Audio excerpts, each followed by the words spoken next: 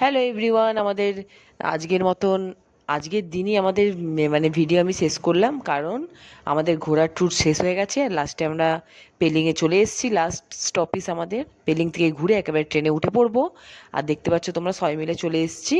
আর এখানে টিকিট কাউন্টারে চলে যাচ্ছি সবাই মিলে টিকিট কাটতে। প্রত্যেকজনা 50 টাকা করে নিয়েছিল টিকিট।